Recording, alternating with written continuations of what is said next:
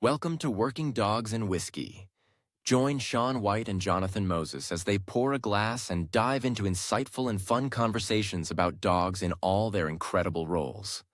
So grab your favorite drink and let's raise a glass to great stories, laughs, and a whole lot of dog talk.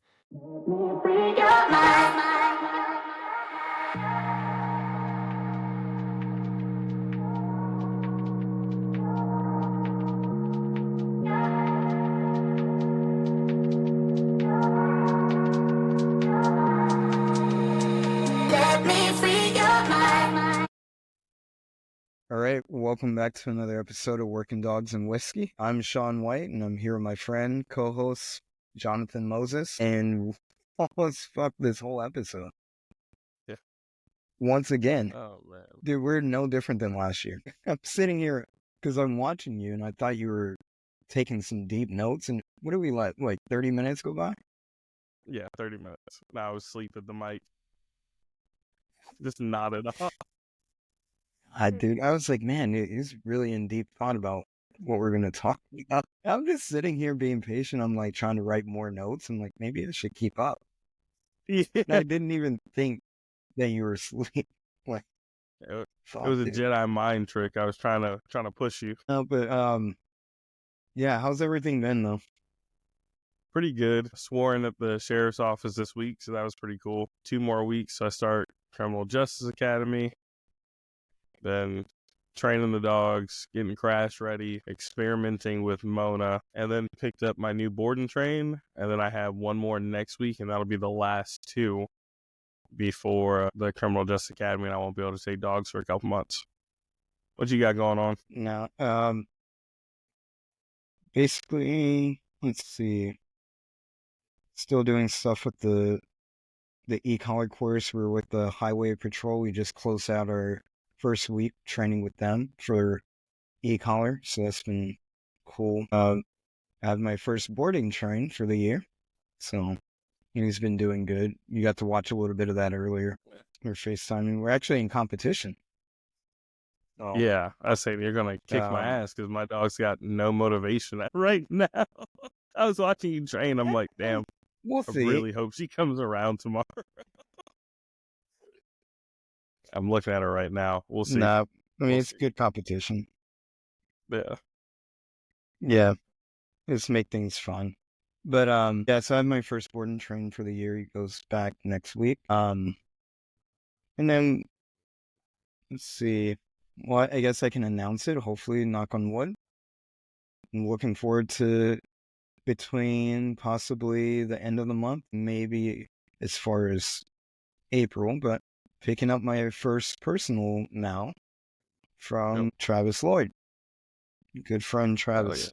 So I'm excited to that.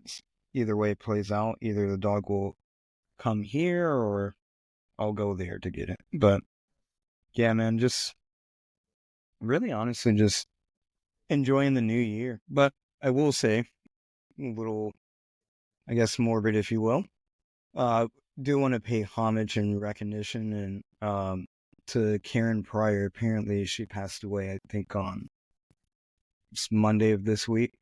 For those that don't know who she is or are familiar, she's pretty much the, I guess, godmother of signal training or clear signal training. And if you use clicker training, that's through her book, Don't Shoot the Dog. And so definitely want to acknowledge her and her body of work and her contributions to the industry have been instrumental. I mean, hell, we wouldn't be doing what we're doing now, or doing it as well anyway, I would imagine, if she hadn't did the legwork to publish that. So thank you, Karen. Moving on, speaking of signal training, that kind of goes into, I think, segues very well into what you want to talk about, so I'll let you take it away. 100%. That's my first topic. So just to give everybody an idea of what we were talking about and kind of where we want this episode to go. Who knows if it'll stay there? We kind of jump around sometimes. But we've been having a lot of conversations about foundations in training like just the basic building blocks before we do anything with our dogs. And markers is definitely a huge part of that. I'm seeing it right now. I really want my police dog to be able to transition between a focus heel and just a regular street heel, but still maintain position and be alert. So I reached out to Natalie, who we've had on the podcast before, a good friend of both of ours. And I saw she put up this video of, it was phenomenal, a transition between the 3 different kinds of healing. And I'm like, hey, I really want to do that with my dog because I don't want to have to switch him to the side that my gun's on, because traditionally that's what I've always done with my pet dogs. Is I was lazy, to be honest. I was like, focus heel on this side, and then I'll just kick them to the right side whenever I want them to just walk and like be in that general area. But I wanted something a little bit more precise, where if we maybe get somebody who surrenders and I'm like, hey, focus heel, easy, walk away. But I also want to have a separate command for him to be alert. Well, it's not that simple. I reached out to her, and all of a sudden, next thing, like we're talking about, okay, hey, dog should be able to look at a ball with duration, should be able to touch the dog, move backwards, push the dog a certain direction, send the dog to the ball long. And this is just, we're getting the pieces together to put that heel into practice. And then even when we do have all those pieces, there's going to be so much more that goes into proofing the heel and making sure it's really solid and there's clear understanding. But it just got me thinking about building blocks and foundation and training. If you don't have different markers, for me, my 4 main markers are clicker for food. Yes is a direct reward marker for me. I use get it, which is an indirect reward marker, means go out and get it. And then my punishment marker, which is no. And those are honestly saving me a ton in what I'm doing right now with Natalie, just because those foundations are there. But they just play such a strong role in every single behavior we do.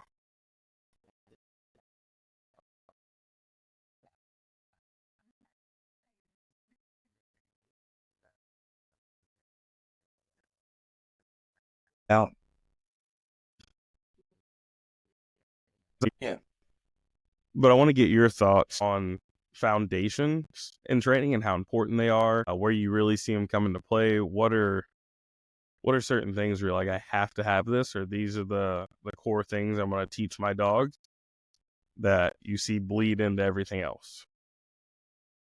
Okay, I'll try my best not to go on a deep tangent. Just listening to you. So, yes, markers are important, and that's definitely a starting block. Like, you have to build a signal for the dog to understand reinforcement of some type, whether it's going to be, direct, indirect, as you already mentioned, all that good stuff. But another thing for me, as far as the P work, is knowing that it is very incremental, and it's very, if you will, it's really boring, to be honest. Yeah. Like, if we're just being completely transparent. But, I used to tell people, the guys I used to train for the military, all the flashy and sexiness is not usually, it's not sexy if it's done correctly.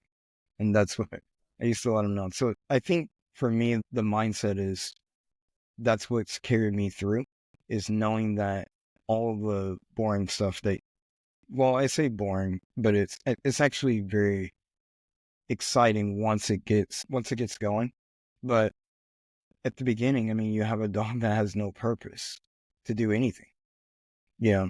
So, and going with the mindset of knowing that whether you're doing military, you're doing pets, you're doing sport dog, your dog has no purpose to do whatever your intent is. Right. And so that's kind of where I start as far as the pre-work stage, is my state of mind, is that I must understand that this dog doesn't have any agenda other than to maybe find its advantage in a situation. And it's not doing it to fuck with me, so to speak. Yeah. So all of that to say, I don't take anything that the dog does initially, I don't take it personal, right? I just look, just as the dog is looking to capitalize and, gain its advantage, I look to gain its advantage over the dog. So point in case, like the board and train, I'll reference that I have, we have a set schedule or agenda, if you will. I let him out. He goes out. He does his thing in the backyard, relieves himself, empties it out, and then he goes straight back to his kennel. And that's for like the first 2 days or so. Obviously, I'll take him for walks throughout the day and all that and everything for enrichment purposes.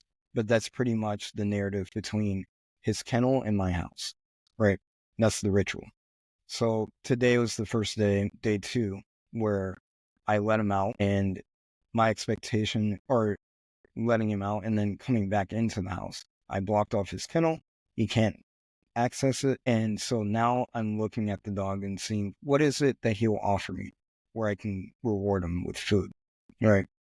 And so watched him do his thing, and I chose proximity. Obviously, day 1, I spend time charging the marker or the signal for reinforcement. Let me start there. And so he understands what yes is. Right. And then afterwards, what behaviors I choose to reinforce to initiate the real conversation of training, that's what, to me outlines the rest of his experience. So, there's ways I could have put him on a leash and kind of restricted his desires to run around the house or do whatever. Or for me, I'm biased and I chose, okay, I'm going to do a little bit of shaping and then we're going to go into using negative reinforcement and stuff like that. But so all that to say, I chose proximity. He came around me. Yes. Okay. He started figuring out maybe there's something to that after X amount of repetitions and being rewarded. And then after a while, he was glued to me. He would come up and he actually offered to sit on his own. So that to me, but again, what we often leave out and what I hear in a lot of podcasts too is the amount of time and effort that went into it. We were probably there for this whole thing took about 15, 20 minutes. Maybe 5 in totality, 5 of those minutes were him doing the thing that I wanted him to do.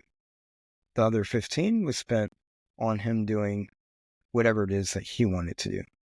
But of those 5 minutes, and I know we're kind of getting a little technical, of those 5 minutes, I would say the last probably 2 to 3 minutes were dedicated to him doing the behaviors I want, which is him sticking with me, offering some type of other behavior. He less in the realms of him running around the house, less of the undesired, right? So and I know that's a very loose answer to what you just asked, but that's kind of where, I look at it in regards of training really any dog in any capacity is I want the dog to feel like it controls the situation and then go into putting rules, and we layer in, reinforcement, whether it's the negative punishment, the delayed of giving him food and he's trying to figure out, and he taps into behavior a little bit deeper, or, what we graduated into where I was able to actually use a slip lead to guide him into behavior. No, and that's spot on, man. Because even like you just talked about repetition and dog offering behaviors, that kind of leads me into the next thing I was thinking, which is clarity of task. A lot of people, I feel like, and again, it all goes back down to the foundations. When you skip the foundation, when you don't have the small things that we just talked about, you see the dog they're still in that guessing phase, right? Where they're trying to figure out, like, all right, is this what you want? And they're trying different things. They're just cycling through behavior. Maybe they're moving slow. Maybe they're going through this long sequence because the foundation's kind of shaky, right? And what happens is it creates slow behaviors. It creates a dog who's not sure or positive about what to do to access reward. And especially if you start punishing in that moment, I say you will really, really halt the brakes on that dog trying anything new. No, you have to say it now. All right. I love it, dude. You have to say it. When you punish effort, you kill exploration. There we go. So whenever that happens, it decreases the chances of the dog saying, hey, I want to try other things, right? And that all goes back to foundation. If your foundation is clear, the lesson, like if I can't give the dog the information I want, like right now, what I'm doing with Mona, where I have her and I'm trying to get her focused on this ball, if I just had my yes marker, which is what I used to do. Like with Apex, for a while, he only had a yes marker. So everything came from me, or it came far. Like I would say yes, and sometimes he'd get it from me, sometimes I'd throw it. And that would lead to moments of confusion where I would say yes, and I'm getting ready to throw, but he's jumping back at me. Or I've already thrown it, but maybe he didn't see it. And I say yes, and again, he's running towards me. Or sometimes he's running away. Just depends, because he's like, I can't predict what this marker means. So it would kind of mess us up. And if I were doing something similar with him, like I'm doing with Mona, I'm trying to get her to focus on an object. So I'm placing her in front of a ball. I want her to have eyes on that object and be fixated on it. And I'm giving her her get it marker to go get it. If I told her yes, her markers are conditioned to the point where she would turn around and look at me.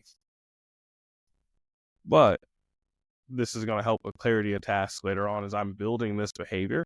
Instead of me having to say yes and like push her towards the ball or move the ball or do something crazy. Now what's happening is I can give her a marker that tells her where to be. Something me and you have talked a lot about is where the dog finishes the behavior, where the reward finishes at or where the reward ends up. I know we talk about it a lot in healing. Yeah. We see people all the time. They've got a nice, pretty heel picture. All of a sudden, they start reaching across with their right hand to their left side and rewarding the dog. Well, the dog starts creeping out of position, right? It starts cutting across the right. It starts forging. Versus if I have a marker that tells my dog, hey, it's coming from here. So this marker means it's coming directly from me. Or in this context, it's for Apex again. I tell him yes and heel. He knows the marker's in my right hand, but he comes behind me. Markers tell my dog where they should be. And a lot of times that can give them a better idea of how to stay in behavior. It can make the picture itself a lot clearer. So when you have good markers, it makes training easy. It gives the dog clarity of task. And what you were saying, where this ties back in, where the dog starts offering behavior after X amount of repetition, you probably see them doing it faster and faster and faster, which should be an indicator of this dog is starting to understand what's being asked of it. My foundations are looking good. Because my dog starts predicting and I get speed, the dog's got some kind of clarity in that moment of, I feel confident this is the answer. Like, think about being in class, right? And the teacher's asking questions back in elementary school. And when everybody knew an answer, hand shoots up super fast. Like, I got that one. Right. But then let them throw out a geography question and you're good at history or math or something. Right. All of a sudden your hand's kind of low. You're in the back. You're like, I don't know. Kind of the same thing for the dog. When we know the answer, we get there with a sense of urgency. Like, got that. Right. And maybe you're trying to get something. Maybe you're getting recognized by a teacher or a piece of candy, whatever. But when you don't know, you're hesitant. You're like, maybe. And you kind of raise that hand a little bit slower. Or you're not in such a hurry to get there. It's the exact same thing. And if your foundations aren't clear, you start to see these more complex behaviors fall apart really fast. Yeah, and that's I used to tell people prediction increases intensity for dogs, right? When they're able to variation increases listening. So exactly, and I love the example that you made as far as being in class where everybody shoots their hand up. It's almost like they didn't even know that they did it. And it's the same thing for dogs. So in that part, when you're talking about the whole subject is predicated off of basically framework and like pre-work and stuff like that. So, and it just triggered a thought of like the importance of compartmentalization. Excuse me. A lot of people are very dismissive. Like they go into it with one objective, and I see it time and time again, and I'm guilty of it. I'm not exempt. And then you see another issue evolve, and you're like, well, I'm going to tackle that. And then after a while, you're in this like ebb and flow of just tackling random problems. And the dog is getting confused the whole way, by the way. And it's reminds me of those old school carnival games where for me, it was like the little like beavers would pop up and you whack them all. There you go. Well, not beavers, moles. But yeah, you hit one and then another one pops up and you're trying to hit all of them. And you can, go for all of them, or you could just figure out which one pops up the most frequent and just tap that and get the most points and then move on to the next one. So, but the thing is, where I'm going with it is that I think compartmentalization and allowing the dog to have some predictability, people are afraid of, because then when the dog can predict and anticipates, and it will start offering premature behaviors. So, and your cues now become contingent off of, kinetic cues, if you will. So physical gestures and things like that. So, and there's always a balance and everything else that goes into that. But I like the fact that you brought up, like, capitalizing on the dog's ability to predict, coming up with a strong routine, coming up with a strong system, and then graduating into variation and everything else. Because I think a lot of framework, and I see it a lot of times, especially even in the military community, not just where I work, just in general, like in kennels, you'll see it. We're so quick to get to the end goal that we don't care about the path that we're taking to get there, right?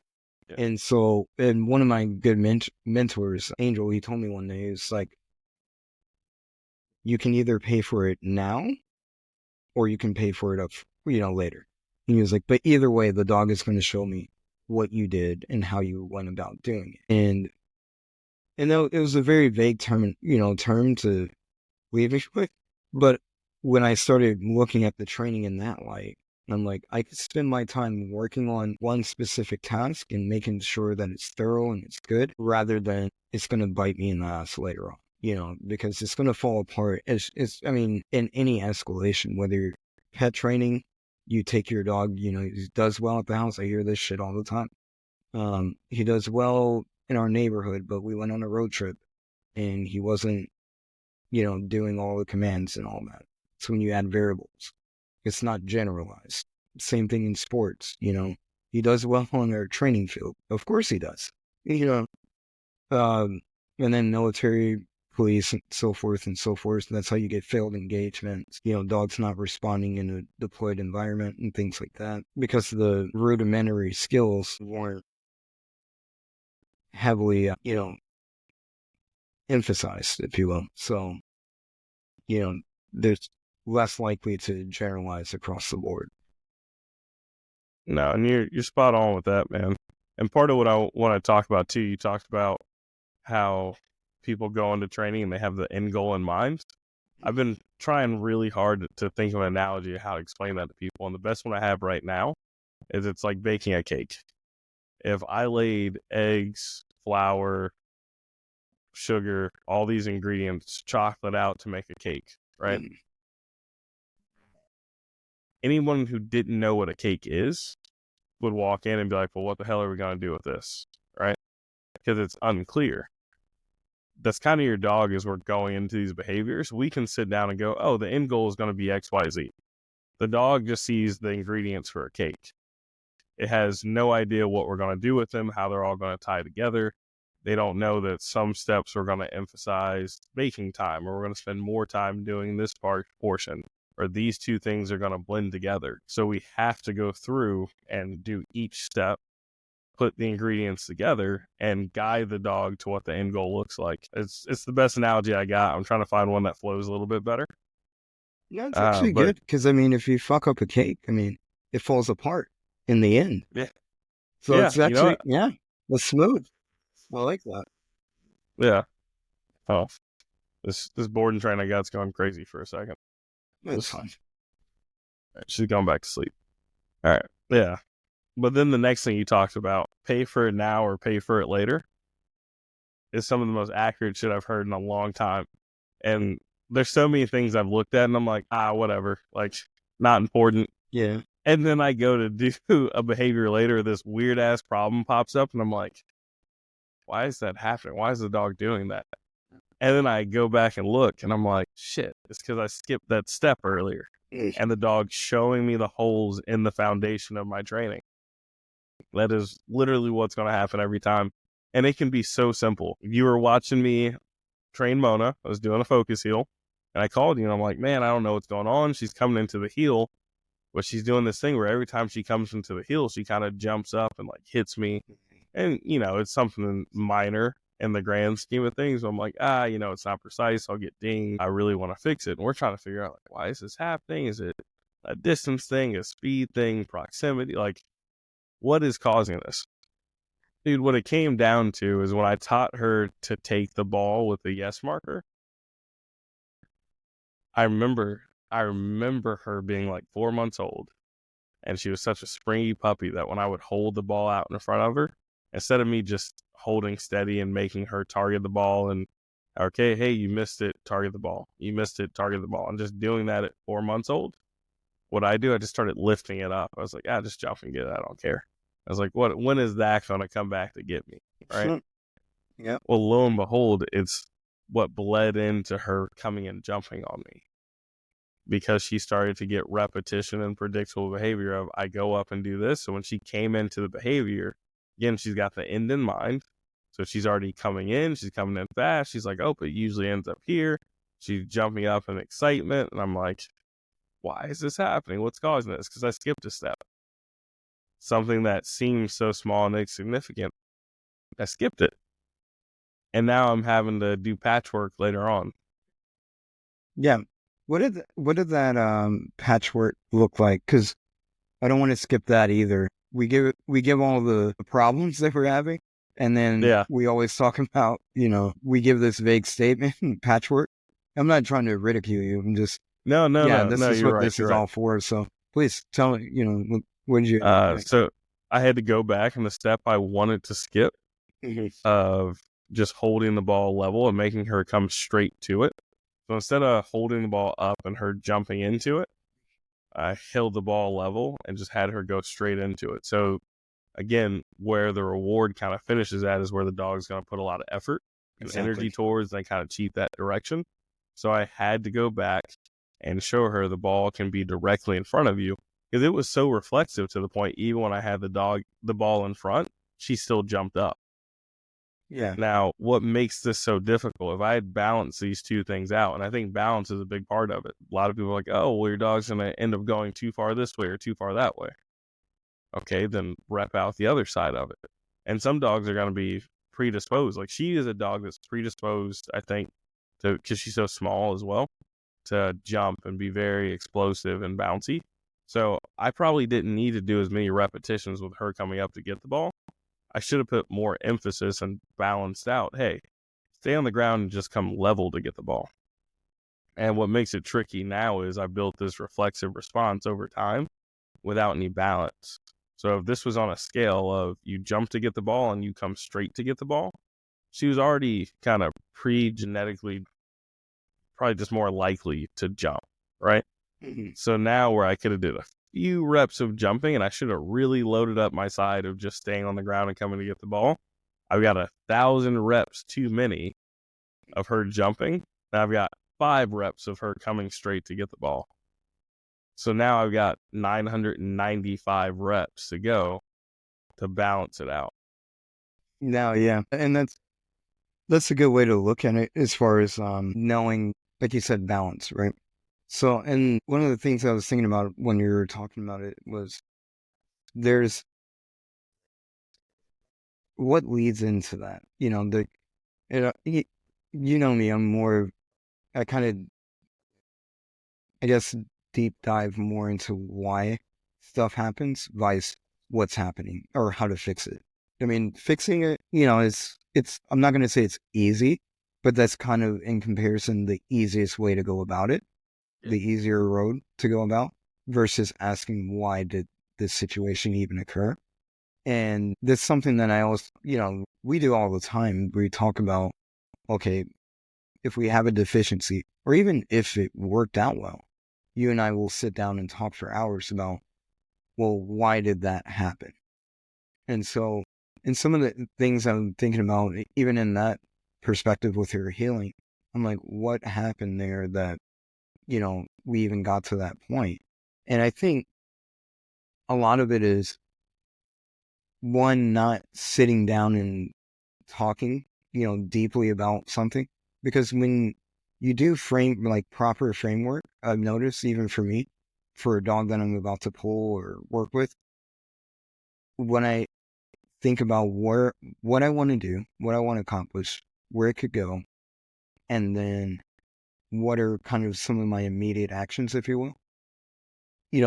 That invokes a lot of theoretical thought. And on the pet side of things, that's why we get paid. We get paid to do what we do, because we spend an absurd amount of time thinking about why things happen and how to prevent things and all this stuff, and interventions for certain things that have already been conditioned, et cetera, right? And then when it comes to personal dogs and stuff like that, or dogs that we have a little bit more control over how they're going to develop, when you take that time to think about what you're doing and what are the consequences, what are the repercussions, you're going to pay your dues in dog training somewhere or another. And at some point. So it's like, it's playing chess, sorry. If I move here, you have to predict the next couple movements. What is this going to give you? What did you buy yourself? And I think proper process of frameworking and doing the pre-work for our fundamental training it just invokes, strong conceptive dog training. And so that's where, but it's such a double-edged sword, because like for me, I'm saying all this good stuff and it's maybe sounds good or doesn't, whatever. But, I'm about to get a puppy in the next 2 weeks, maybe, or a couple months. It's so hard, dude, to make a decision when you're taking in all these considerations. You're like, where do I start? What do I do? Each board and train that I get, I'm like, yeah, I have some protocols, but, I'm still always nervous and kind of anxious. And I think Michael Ellis said it best, and I'm paraphrasing wholeheartedly, but he was like, you have to live in the moment too. Like, and essentially what he's getting at is you have to make a decision. You're never going to make the right decision, or the perfect decision, should I say. You will probably make the right decision that's best in lines of your capability and what, your intentions are with the dog.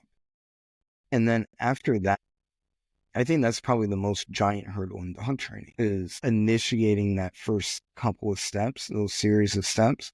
And then usually that's the current on the direction of training, because you're like, ooh, either I fucked up or, man, this is going really smooth, It's kind of, but it's so nerve-wracking. It's like, jumping into cold water. You want to dip your toe in, you're like, ooh, I want to back out of a decision, but you can't, or whatever. But yeah, no, yeah. It reminds me of a saying I'd like say to myself whenever I'm stuck on a decision and don't know what to do. It says, if you're lost in the woods, just pick a direction and start walking. Mm-hmm. And the reason being, you're either going to go the right way or figure out you went the wrong way. And that is so true to what you're saying right now. Yeah. Like, you just have to start somewhere. Mm-hmm. Because like you said, you either go, hey, this went really well. Or you go, damn, I fucked that up. Right. Now I know one way not to do it. Right. Yeah. So you just got to pick one and just start walking. Just give it a go. And you're right. It's so much harder with your own dog, because I don't know how many dogs we train together. And the second I got like a personal dog, or it's a dog that I'm like, all right, hey, this is now my dog. I'm calling you and I'm like, hey, what do you think of so-and-so? And you're like, John, you've done this. You know the answer to this. Like, it's simple. But I have to call and get that confirmation. I'm like, yeah, do you think this will work? Like, yeah, I think you're fine, or you're overthinking this. Yeah. We did it one day this week. I don't even remember what it was. Or you were about to call me, I think. Oh, I'm trying to remember what it was about. It might have been that day in train you had or something. Oh, yeah. No, it was. Yeah, I forgot about that one. Yeah, it was the day in train, the little Shih Tzu or whatever dog. Yeah. But yeah, I called you because she's a little nerve bag and everything else, and you're like, dude, one, you're like, you're doing the right thing. As far as background on her name is Daisy, but she's been prior trained, good training. And I was trying to decide, is it the training or is it something else? And when I called you and you're like, no, it's probably the mom. And you started guiding me on like, what does the mom do? How does she react with the mom and all that? And that's how we pretty much dissected it down to the mom just needs the bridge of private lessons. And as soon as I offered that to her as an option, she was like, oh yeah, I think that's more what I'm looking for. Vice a day in training. And so, Yeah. but yeah, but again, it goes back into, the whole situation of like, if you're talking pets, the framework for pet training, some dogs, yes, like the dog I'm training now, I could probably just tell them what to do with the leash in like 5 to 10 minutes and they'll never have a complaint. And then there's dogs that need that extra time for the owner to explain, all the intricacies and nuances of dog training, which I'm going to do for her. And I've already outlined it to her. I'm like, look, our first private lesson at a minimum is going to be out of an hour worth of my time. It's going to be probably 40 minutes of me explaining what we're going to do. And then maybe 20 minutes of practical application. But that's what she needs to get that dog through. So, and we'll see, more to fall on that. But one of the things I wanted to ask you, though, as far as doing pre-work, we talked about pretty much markers. That's what it was. Excuse me. So for markers, how long do you roughly spend developing markers? It varies dog to dog. Obviously, with pet dogs, time is cut short. So I kind of have to expedite it, and it's a combination of marker training with negative reinforcement. Usually I'm either using a clicker or a yes marker. I just do one on a pet dog typically. Maybe a couple days on a pet dog, 2-3 days, because I'm combining some negative reinforcement, release of pressure with the marker signaling reward. And I kind of have to expedite that process a little bit. But let's say it's one of my personal dogs or a working dog I got some time with for a little while. To really get markers where I want to, it is still dependent dog to dog, but I just do it till it's reflexive. Like I want to see some kind of change in the dog's behavior that tells me, okay, they are now responding to the sound of this marker. So for instance, like if I tell my dog yes, I expect them to come bolting back to me and staring at me with anticipation. If I tell my dogs get it, I know I have a conditioned get it marker.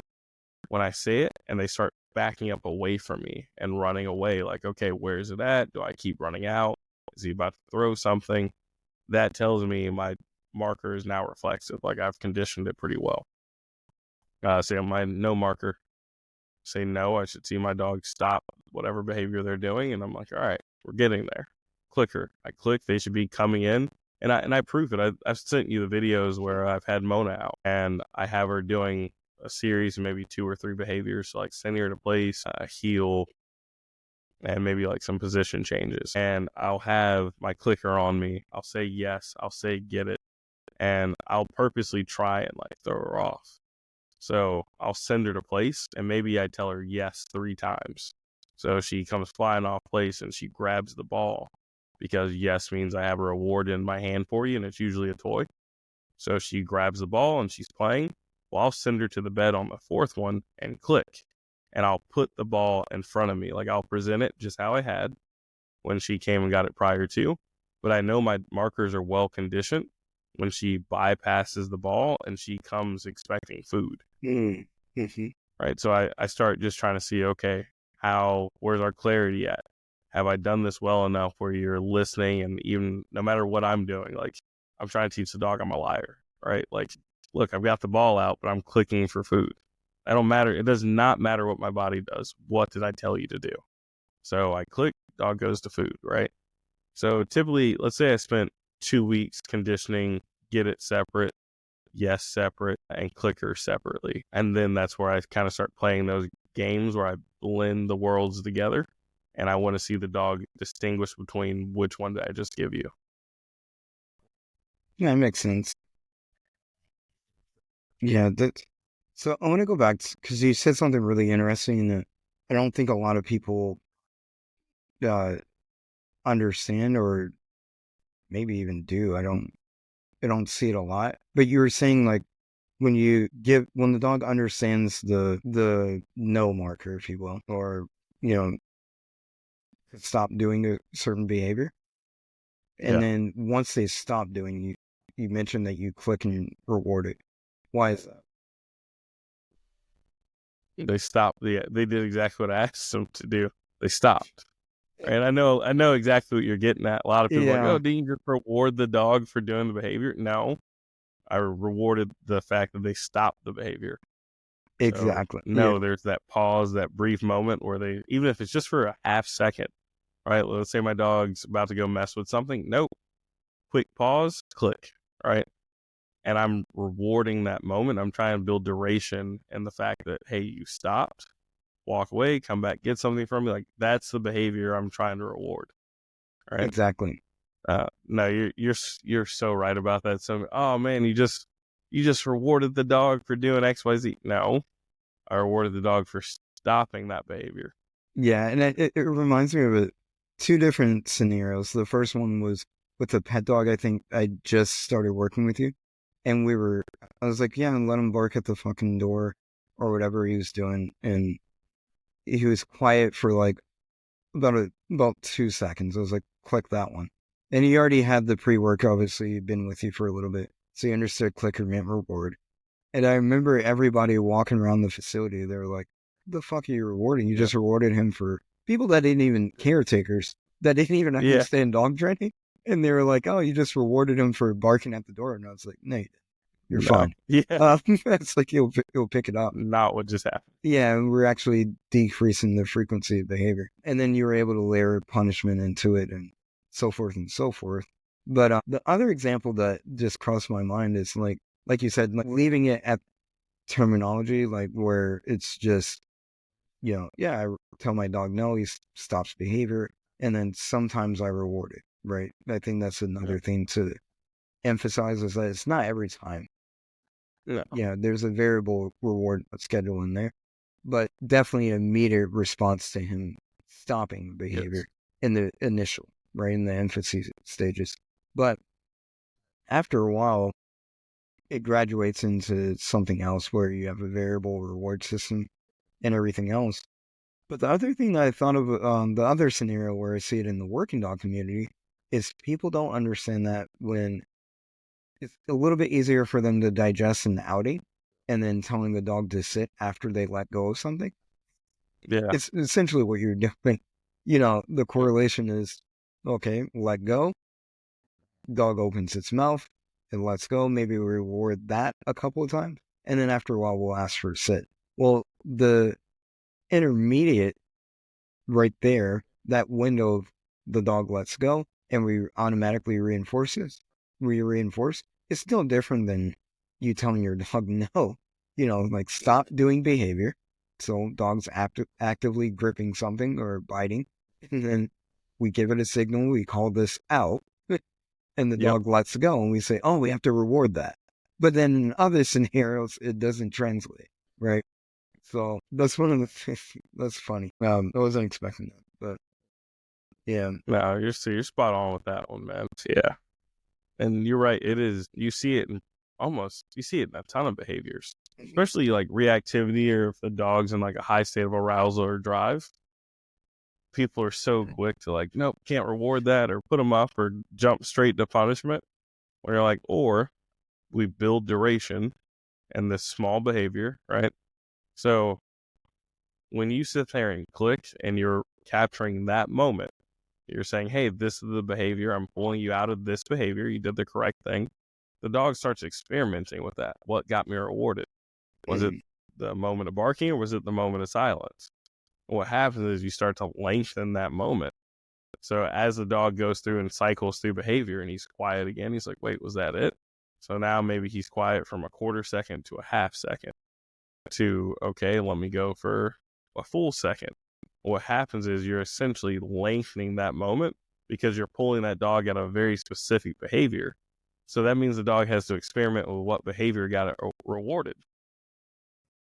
So you gradually build duration as you start to capture those moments or reward those moments. The dog stays in that behavior longer because it's how to access reward. Yeah. It's just sometimes I think it's so incremental and so slight that people confuse it with, nope, you reward them for the wrong thing. And you can, like, if your timing's dog shit and you click when he's barking, you can reinforce barking. But if you can just capture that moment of silence, it doesn't mean you need good timing. Even I've seen you do it with dogs outing on a sleeve. I mean, they've opened their mouth, especially if it's a problem dog, where they've just opened their mouth. They're not even clear of the sleeve. And you'll mark it and say, yep, go for it. Because you're capturing that brief moment. Because maybe coming all the way back, the dog's, untrusting because of past experiences. Yeah. And you're like, look, I just need you to understand loosening your grip, opening your mouth slightly. I'll give it right back to you. But so many people are trying to wait for the entire picture. Again, they want the cake without going through the recipe. There you go. We got it in there. Yeah, there it is. Yeah, there we go. Yeah. Getting better. It's getting better. Yeah. That it causes more confusion and frustration, right? Exactly. The dog's like, nope, I've been down this path. I don't even want to risk going any further. You have to go step by step. Yeah. Yeah, there's a lot that you mentioned there, and I'm trying to keep up. But I think one of the bigger things is knowing, how would I say this? There's incremental steps, and then knowing what to reinforce as far as micro behaviors. So, like you mentioned with outing, right?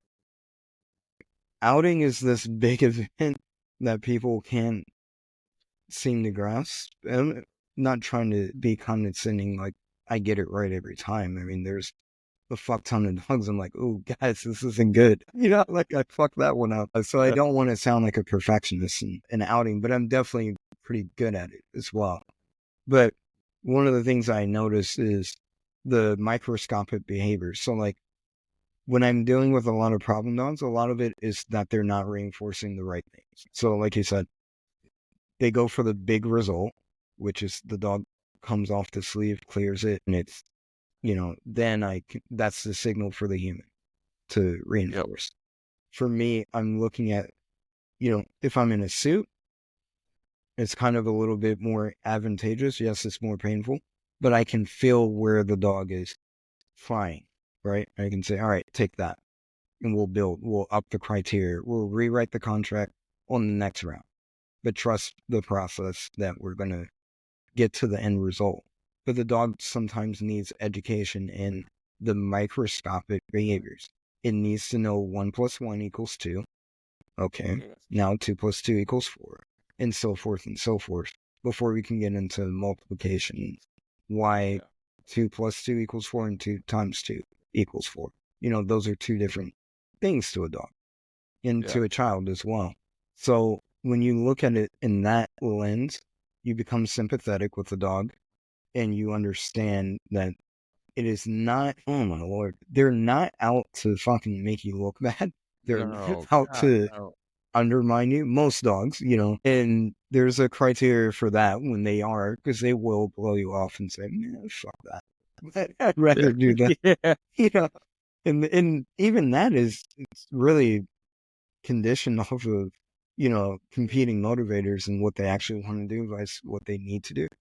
But anyways, but getting back on track with the framework is knowing how to instruct your dog. And the problem with it is that there's so many universal ways that work for most dogs. In 99 point whatever fucking percent, times you can get away with being the technician. Like just being very strong in certain techniques and the prescription of those techniques for certain situations. And then there's the point whatever percent where you have to really dig deep and become innovative. And I think that's where a That's lot where of, the art happens. yes, exactly. You're exactly right. And that's where the pre-work, it provokes artwork, and I'm going to still have less better than the notes that I had. I was going to say innovation, but that's where, honestly, a lot of the problem solving, the quote unquote unorthodox training where I didn't do the caveman shit and put a choke chain to a dog and, whatever, what's easier to identify. Everybody's like, oh, this out there, innovative. And I'm like, one, somebody probably already thought of this shit. That's number one. There are no news in dog training. It's new to you, right? But with the framework comes thought. You cannot, Yeah. it has to come if you're actually being dedicated to what you're doing. But, Yeah. 100%. And exactly what you said. You have to be able to do addition before multiplication. That's foundation work. That's pre-work. And it bleeds into everything. Even me and you were working Crash.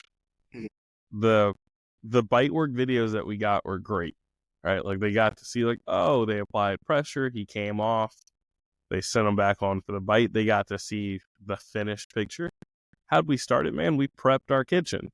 I said, we got him out the car. Yeah. Took him around. We let him use the bathroom. We let him settle. I pulled him out, did some obedience with the Kong. I back tied him. And prior to back tying him, right? So I got him. I noticed back tie him, immediately set him off. 2 weeks before you got here, I set up a back tie in the yard and I would just walk him out on it. Back tie him, and he had this huge expectation of back tie means bite. Okay, again, I balanced that out.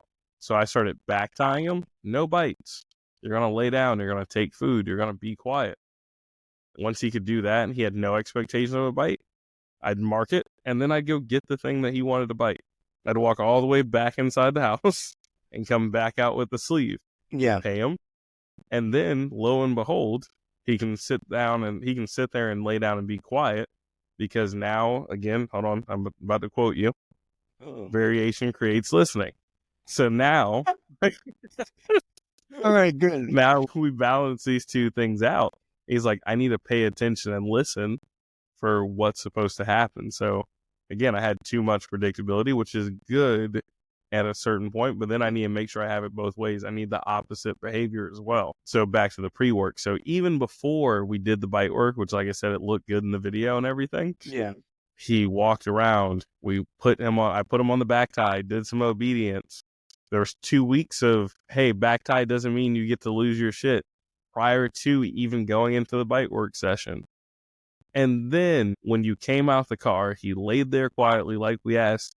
Then we marked it and he walked in and he got a bite. Or you walked in and he got a bite. Right. Again, we set everything up for success. We did all the pre-work. We laid the foundation where we said, hey, this is vital. And even at the end of the session, we started working what that needs to look like. He's working. He got his bites. It was going smooth. What we do? You said, hey, take him back to the car. I didn't try and get this perfect focus. And we talked about this isn't the moment where he needs this dialed in focus heel that he usually has with minimal distraction. I said, hey, Foos. And it was, people would look like, you're going to reward that? That was the sloppiest shit. Because he just turned and kind of glanced at me. I was like, whatever. But it was enough to reward. Like, you came with me. Just the fact that you were willing to move with me is what I'm paying. So you rewarded effort. Exactly. Ah, see? Exactly. I took some notes too. Yeah.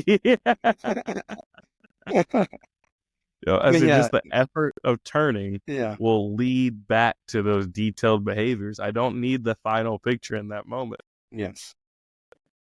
Yeah, and there's so many. I mean, I could go into probably another 30 minutes of talking about the microscopic behaviors of sitting. Like, there has to be certain muscles that are reflexing the dog and all that. And what I think about now, and this is something I was going to talk about to you offline as we're getting really close to doing a seminar, or first couple of seminars, is describing what that looks like. These the muscles, and I'm trying to do a little bit more due diligence in understanding the anatomy of dogs and arousal in comparison to anatomy. So it's something you and I haven't talked about. It's just I'm trying to do a deeper dive. But anyways, when we can say reward effort, right? And effort is very subjective. If you condense it down, you're really rewarding anatomy and proprioception. So can I reward my dog for if it's sitting? Like I told you, the big cue, the easiest thing to say is if the dog bends its legs. Its butt doesn't have to touch the ground, but can we reward the bending of the legs? Something that's easily measurable. I can see when he bends. And if I reward that, that will graduate into proprioception of what we want, where the dog is actually, his butt is touching the ground, right? And that's kind of a long-winded explanation, but that's some of the stuff I want to start diving into as far as seminars when we have an audience of people that are interested. Which, fucking tangent, dude. I was in an instructor course, and we were, the whole thing is it's based off of becoming an instructor for the Air Force, like qualified for it. And I'm like, all right, I'm talking about Marines for 2 out of 5 of our fucking presentations. And then I was like, I'm going to change it up. I'm going to talk dog. And God bless, that's pretty much my first seminar, if you will. And it was like an hour-long presentation. And I'm doing all this stuff, and I'm talking about dogs. And I look around the room, and I've never seen so many blank stares about a subject. And I was like, they have no interest in talking about dogs. And it's like, I am fucked right now. So I'm sorry, that just triggered me back to, we have to have the right audience. But yeah, for sure. It'd definitely be the people seeking the information on how to make their dogs better. Some people are just happy with how they are. They have no interest in trying to make it better. So if you want to get better and you're actively looking for information, when we drop the pet dog seminar along with the working dog workshops this year, come on out. We'll take care of you. Between me, Sean, and Travis, we got you. All right. I guess with that, we should probably close it out unless you got something else. No, I think that's it, man. I said just the importance of foundations, and even just to tie it back into people. Like, we default to what we know. There's nothing in life I expect to get if I haven't practiced for it. If I do, it's fucking luck. Like, you either practice for that moment and you train for it and you prepare for it and your foundations are strong. Sometimes you can fall into it and get luckier. You've got natural talent or whatever, but it applies to everything, not just dog training.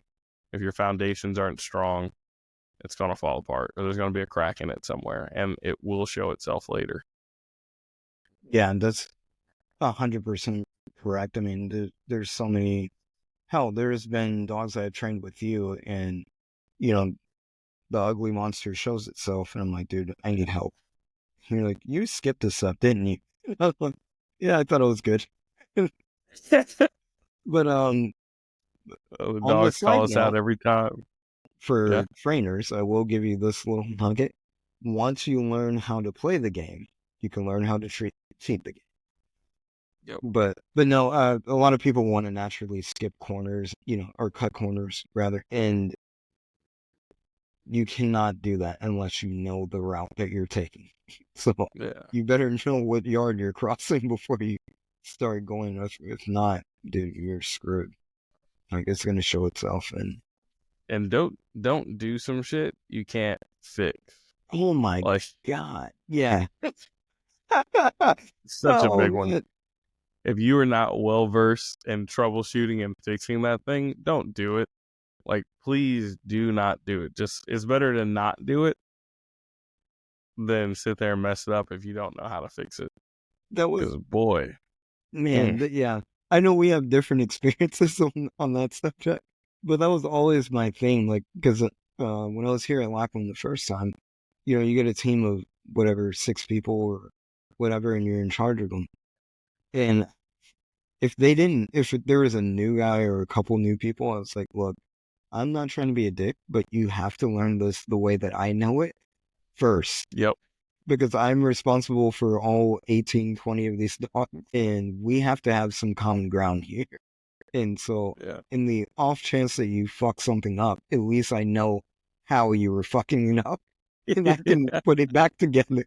Not just out here pissing in the wind trying to figure. No, yeah, just doing your own thing. Yeah, I saw this from the dog daddy. It should work. Whoa, not you that. But Stringing yeah, them up. I'm like, no, your timing is off. But Yeah. no, yeah, that just reminded me of the good old days, dude. But yeah, no, you definitely have to have a good system, and if you don't know what you're doing, God, have some. This is where networking is critical. I mean, look at you. You went. Who did you? Sweden. Yeah. All Yeah. the way to Natalie's Sweden, which is funny. An idiot. What did you tell? We were talking on the phone. You're like, how do you think Natalie does that? And I was like, or if we could just fucking Yeah, I was like, ask I'm gonna Natalie. reverse engineer this. Yeah, I was like, I'm not gonna take her fucking credit. I was like, we could speculate, and then sure we get close, or we could just ask her. Call her. Yeah. Yeah. And I think I called her. It was like probably 4 a.m. my time. That's dedication, by the So it way. was like, Yeah. Yeah, I'm up anyway. But it was 4 a.m. my time, like 10 a.m. her time. Hops on a quick video chat. She walked me through some things. Sent her a video. She's like, "That's close, but remember to emphasize this." I'm actually really, I need to hammer out the next steps, so I can send her the next video and get some feedback. But yeah, man, I think what you're about to say, build a strong network. Yeah. If you're unsure, make sure you got people you can call who can help you and fix whatever you're about to do. Yeah. And you can do that by doing a podcast. But the first step in doing a podcast is do what you would want done to you. I think that's somewhere in the Bible, right? Yeah. But yeah. So give us a 5-star rating if you're still listening. And then start there your you go. podcast. Let us know. Follow us, and we'll give you a 5-star rating. Potentially. There we go. Yeah, see? Yeah. Those well played it. Yeah, I think so. Yeah, it works. Yeah. Subtlety's overrated. Yeah, sometimes you just have to hit it head on. Yeah. See what happens. Speaking of ratings, so I figured out how to see the algorithms on Spotify because we're still dog shit and we did not abide by our word. But I am going to work on it tomorrow or Sunday afternoon this weekend to get us on YouTube at least. Okay, sweet. So by the next episode, we will be on YouTube. So by then, anyways, Well, but I did figure out we'll how have to some social media clips coming too. We'll have some social media clips and get the Instagram and Facebook pages going here soon too. It's a big promise. I need like a 2-week head start, but yeah. All right, that's John. So I'm promising. I'm promising we'll be on multiple platforms. We're going to start with YouTube by the end of the month, and potentially Apple Podcasts. But anyways, but for right now, if you're still listening, we know that you're listening. I can see it. So we have. But the thing about it is we're averaging I think it's 11 views per episode right now. Oh, hell yeah, we're killing it. No, it's not. But it's 11 more than I thought we had. Stop. Trying to wrap this up. We have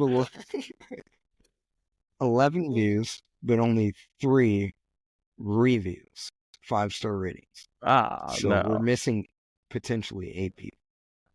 Yeah. So take the time in between whiskey sips. Just go in there. And there you go. Yeah. Just hit the button. Yeah. Hit the button. It is kind of tedious, though. I tried it. Oh, is it really? I've never actually tried it, so I don't know. Yeah. Yeah, I tried it. Actually, I almost fucked up. I had too much whiskey. Like 4 stars, did you? Yeah, I did. But I don't think it went through. I think I stopped it somehow. Or it just doesn't reflect. I don't know. But anyways, if you're still listening, that means you like something about what we said. So just go ahead. What's the extra couple minutes? You've already lost the sleep, or maybe you're on your way to work, or I don't know. But yeah, just do it. If you're going to text and drive, Give us a review. Hey, you might as well. Fuck it. I mean, if you're going to break the law. Oh, can I say that as a cop? Not yet. Nah. No, don't text and drive. Wait till you're pulled. Wait till you're pulled over safely, and then like it. Dude, that's a new way to do that. What? You probably shouldn't say this. If you get in trouble for this, I'm going to feel so bad. But you could just pull people over and be like, hey, it could be a warning. I knew you were about to say that. I knew that's what you asked. Like, that's like you're about to say pull people over and be like, if you like the episode, just walk away. So if you're somewhere in South Carolina, I won't say specifically, but yeah, there you go. you There you get go. pulled Leave over and you there. see blue lights, put on Working Dogs and Whiskey. You got a chance. It's There's a probably chance. low percentages, but there's a chance. There's a chance you could get out of it. So Yeah. there you go. And if you're going to jail anyway and you know you fucked up or you're getting a ticket, So, give it a review. I mean, it's worth the effort. yeah. Still do a good thing, people. Yeah. Help us out. We need help. It's what we're doing. All this shit to say we just need help. We're trying to do a good thing here. Yeah. But this is our year. We got merch. I'm wearing it. This does say Working Dogs and Whiskey. A couple of the new hats coming. There we go. We have everything but a website, but we will have that up and running. Yeah, so we'll get those going. All right. So if people want to get one of those hats that actually they're black and blue? Yeah, black and blue, and I've got a tan and blue left. All right. So if they want to get a hat from you, black and blue, it sounds very police-esque, right? Yeah. Reach out on wdw.pod and message us, and we'll get you ordered. If you want one of the mugs, bottle, anything like that, I say we'll get those for you as well. Engraved dog bowls, and then we will have some kind of giveaway coming in the future. Giving some of this stuff away, a couple other goodies. Maybe we've talked about some whiskey. Maybe we'll put a poll up on Instagram. Oh, we should do that between like two cheap whiskeys. Yeah. Which one would you prefer? Then we get both. Depending on how cheap. No. Yeah, so it depends how cheap. No, we'll get you some average commercial grade. Yeah. Whiskey. Right. Yeah, there we go. Yeah. Not like a Macallan 12 or anything. We're not springing for all that. No. No, you guys would have to do a lot more than like this episode. Here we go with that again. Thanks. No, I'm not talking about doing some shit. Okay. I'm just saying, like, we'd have to hit like 100,000 or something. Oh, okay. Raise it the proper way. I'm not giving out favors. Sure. And I'm buying the whiskey. No, it'd be backwards. That's true. I hope you haven't gotten that low in life. No, that bottle ain't worth it. Yeah. No, it's not. Just stop. No. I'm just trying to think which bottle would be, but I'll look it up later. It can't be. There's got to be a bottle that's worth it. 500,000? That was your minimum. I bet it tastes like dog shit, too. Yeah, probably. All right, let's wrap this up. If people don't... 6 million. 6 million? Isabella's Eiley, which is valued over 6 million. What the fuck? Is that Jesus's blood? It says the whiskey is presented in a decanter made of white gold, rubies, and diamonds. Macallan 1926 is 2.7 million. And diamonds and shit, like... I mean, I'm not educated at all, but, like, isn't that somewhat... In the decanter, like the thing that pours it. Okay, so it's not toxic. No, it's not in the whiskey. Okay, all right. It's just a nice presentation. Yeah. All right, we gotta wrap this up. It's late. You used to have a dog to train. Actually have a dog to train. Yeah. So, all right. If people don't want to go to our page, but you should, bdw.podcast or .pod, how can they reach you if they want to talk to you? Because you're making the big promises. Yeah, it's Jonathan Moses K9 on everything. TikTok, YouTube, Instagram, Facebook. Just reach me on there if you want to put any orders or any questions about anything upcoming as far as the workshops and seminars. Cool. And if you want to reach out to me to get to Jon ultimately, because he's promising all that, you can go to Sean White, SeanWhite, letter K, number 9 on Instagram. And dude, TikTok's going away potentially as the end of the month, I think I saw. They confirmed that? Yeah, unless the Supreme Court does something. But anyways, that's SeanWhite, WHITE, letter K, number 9 on pretty much all platforms, YouTube, all that stuff. And then, again, if you want to talk shit to both of us at the same time, our accounts are linked at bdw.pod on Instagram. But that will do it for another episode of Working Dogs and Whiskey and end of the night banter, I guess, for us. So, Oh, yeah. Yep. All right. Do it.